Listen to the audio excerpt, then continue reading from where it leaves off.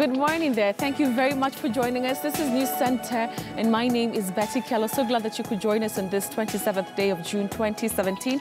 I trust that you had a great weekend and you're doing well this morning. Of course, as you know it, in the next 2 hours, we'll be updating you on stories that are taking center stage right here in the country. And today we'll be focusing, of course, on the Jubilee manifesto that was unveiled yesterday, but also we're putting special focus on the NASA manifesto, which is going to be launched today. We'll be having our reporters speak to us on that and so many other stories that we're covering for you here on the show. Hashtag to use is News Center, or at Betty M. Kello is my Twitter handle. I'd love to hear what you have to say about some of the conversations that we'll be having here on air. And away from the NASA manifesto launch today, we're also following the ballot paper printing row that found its way to court. NASA is seeking the cancellation of the tender awarded to Al Ghurair Printing Company. This morning, a three-judge bench starts hearing NASA's case, and our Rita Tinina is at the Milimani and will be telling us what's the latest from there. We also will be on President Uhuru Kenyatta's campaign trail a day after he launched the Jubilee manifesto. He resumes the campaigns. He will be in Tharaka Nithi, and our reporter Chris Thyru will be there, and he's going to be talking to us in a few minutes.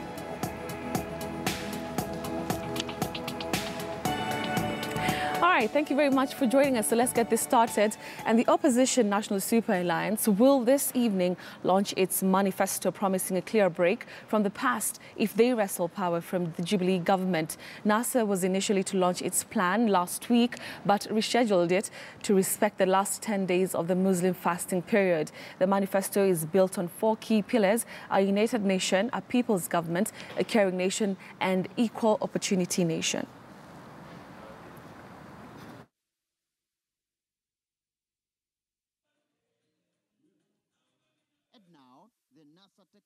NASA fraternity in unveiling the coalition's overall manifesto.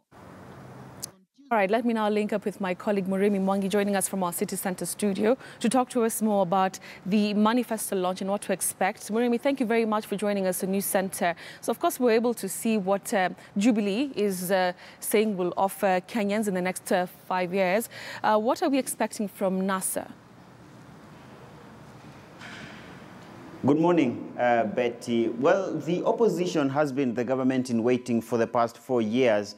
And as in our conversation earlier this morning with Akisa, they have been the government in waiting and have consistently been observing what the ruling coalition has been doing, that in terms of their performance as well as their failures. And for them to unseat the ruling coalition, then they have to be a better government, so to speak, to the voter as he goes to cast their ballot. But of course, from the manifesto and from what the 5 core principles in NASA have been saying on the campaign trail, we widely expect that the manifesto will seek to cure the social, economic, and political challenges that Kenya has faced, say, in the past 4 years, because the heading of that particular manifesto is deconstructing the past and reconstructing the future. And the former Prime Minister has been categorical that, for instance, on the allocation of more resources to the county governments is a priority for NASA.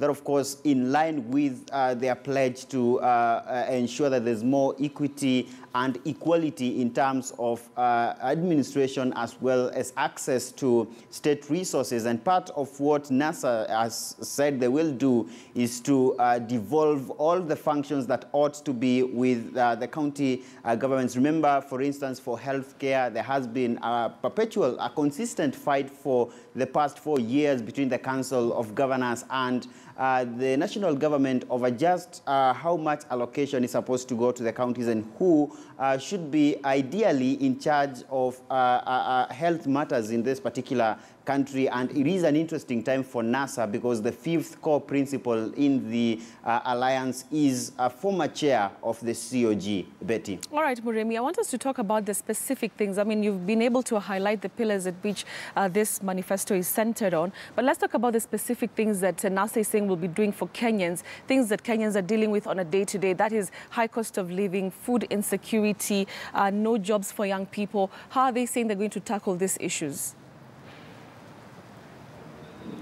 On food security, Betty, NASA has said that they have the Food Security Marshall Plan, which of course caters for food production as well as access to food for people from arid and semi-arid areas. And of course, for that particular segment or that particular block of voters in this country, NASA has said that they will be giving them the Pastoralist Livelihoods Protection Marshall Plan that of course seeks to enhance the production within these particular zones, as well as getting the markets for their produce, this being the hide skins from the animals. They have said that they might reintroduce the particular sector which now manages to buy these particular items from the pastoralist communities. But of course, besides matters food security, NASA has been categorical that they want to handle historical land injustices in Kenya, and their master plan for that being the TJRC report.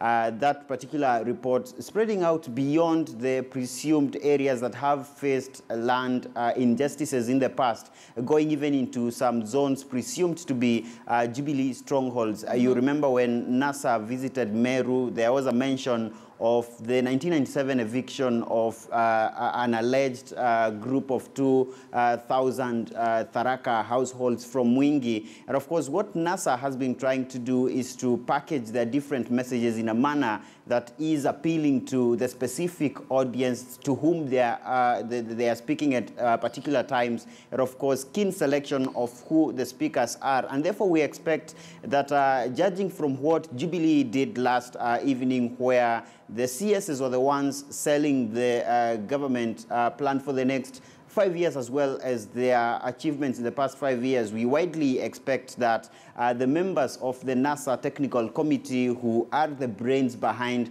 the document to be launched today, will take the charge so that the overall credit will, of course, go to the NASA summit comprising the 5 core principles. But, of course, the particular explanation of how NASA intends to achieve what they promised to achieve for the country will be with the members of the expanded NASA Technical Committee. All right. Betty. Thank you very, very much, Marimi Mwangi, for the details there.